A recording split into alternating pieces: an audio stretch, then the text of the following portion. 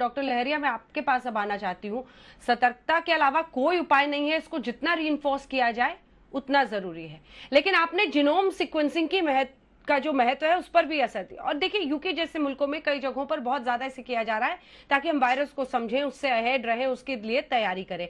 क्या एक व्यक्ति जो डेल्टा वेरिएंट से संक्रमित है और डेल्टा प्लस वेरिएंट से संक्रमित है, उसके लक्षणों में क्या क्या फर्क हो सकता है? क्या कोई तरीका है जिसे मोटे तौर पर एक मरीज खुद समझ पाए, या फिर मरीज छोड़िए, डॉक्टर देख के ये समझ पाए कि लगता है ये डेल्टा प्लस वेरिएंट से इन्फेक्टेड है? फिलहाल इस बात का कोई तरीका नहीं है कि सिर्फ व्यक्ति में लक्षणों के आधार पर बताया जा सके कि वो डेल्टा वेरिएंट से प्रभावित हुआ है या डेल्टा प्लस वेरिएंट से। लेकिन जैसा कि बार बार सारे एक्सपर्ट्स कह रहे हैं कि हमें मान के चलना चाहिए मोटे तौर पर कि डेल्टा और डेल्टा प्लस में लगभग कोई अंतर नहीं है। जो K417N का जो म्यूटेशन हुआ है, उससे शुरुआती संकेत मिले हैं कि वो म्यूटेशन जो मोनोक्लोनल कॉम्बिनेशन एंटीबॉडी थेरेपी होती है उसको थोड़ा सा कम प्रभावकारी कर देता है। अन्यथा इन दोनों वायरस में कोई अंतर नहीं है, डेल्टा और डेल्टा प्लस में। फिलहाल ये सबूत है।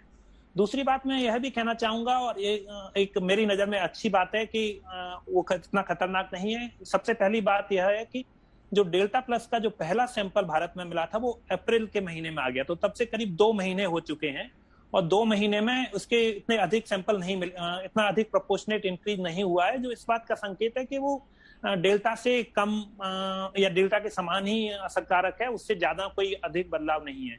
अन्यथा क्या होता है कि कोई भी जो म्यूटेशन ज्यादा खतरनाक होता है वो पुराने म्यूटेशन को रिप्लेस करता चला जाता है, जो इसमें नहीं हो रहा है।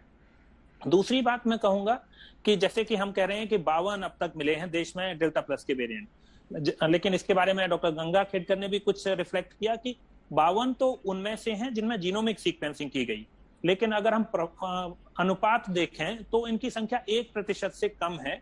तो उसके बावजूद कह सकते हैं कि जैसे देश में 50,000 केस आ रहे हैं, तो अगर हर किसी की टेस्टिंग नहीं हो रही, जीनोमिक सीक्वेंसिंग नहीं हो रही है, तो करीब 500 के करीब प्रतिदिन इसके केस हो सकते हैं। लेकिन फिर याद रखें कि डेल्टा ओरिजिनल जो डेल्टा है उसके ही अधिकतम केसेज हैं।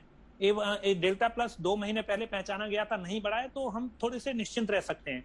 लेकिन अंत में मैं 2 बातों पर फिर से दोहराऊंगा, लेकिन कुछ नए पहलुओं पर, कि अगर सरकार को इस पर नजर रखनी है तो जीनोमिक सीक्वेंसिंग बढ़ानी होगी उन लोगों में जिनमें गंभीर बीमारी हो रही है या जिनकी मृत्यु हुई है। तो उससे फायदा क्या होगा कि उससे यह समझा जा सकता है कि क्या डेल्टा प्लस से होने वाली बीमारी किसी तरह से गंभीर है या डेल्टा प्लस के कुछ लक्षण अलग हैं। उनको समझने के लिए जरूरत है कि जिन लोगों में जीनोमिक सीक्वेंस हुई और डेल्टा प्लस वेरिएंट पाया जाता है उनका अधिक स्टडी किया जाए, और इसीलिए जरूरी है कि जीनोमिक सीक्वेंसिंग उन इलाकों में बढ़ाई जाए, तो हमें ऐसे ज्यादा मरीज मिलेंगे, ऐसे ज्यादा केसेज पहचाने जाएंगे जिनमें डेल्टा प्लस है, तो उसको स्टडी किया जा सकता है। लेकिन फिलहाल कोई संकेत नहीं है कि डेल्टा प्लस किसी भी तरह से खतरनाक है या उसकी वजह से कोई भी चिंता वाली बात नहीं है। और एक बात जो महत्वपूर्ण है, हर कोई दोहरा रहा है, वैक्सीन लगवाएं, कोविड अप्रोप्रिएट बिहेवियर का पालन करें, फिर कोई भी वेरिएंट आए हम उससे लड़ पाएंगे।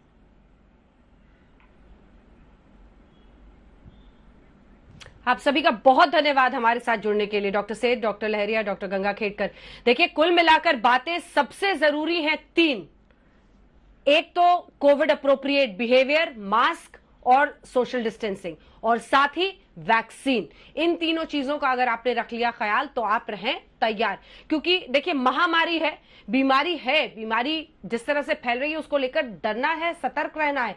लेकिन अगर आप सावधान हैं तो आप एक तरह से बहुत बड़ा योगदान सिर्फ अपनी जिंदगी के लिए नहीं दे रहे हैं, बल्कि पूरे समाज को सुरक्षित करने के लिए दे रहे हैं। आप सभी का बहुत धन्यवाद हमारे साथ जुड़ने के लिए। एक ब्रेक के लिए हम रुक रहे हैं। एक्सपर्ट्स की यही राय है कि डेल्टा प्लस अभी इस मकाम पर नहीं पहुंचा है, जितनी अभी तक की रिसर्च और जानकारी है, तेजी से फैलने के संकेत मिले हैं, लेकिन डरने की कोई बड़ी वजह फिलहाल दिखाई नहीं दे रही है। लेकिन अभी रिसर्च उस हद तक मिला ही नहीं है कि हम पूरी तरह से कुछ भी बात कंक्लूसिवली इसके बारे में कह पाए। एक ब्रेक के लिए हम रुक रहे हैं, फौरन लौट रहे हैं, कवरेज जारी है, देखते रहिए आज तक।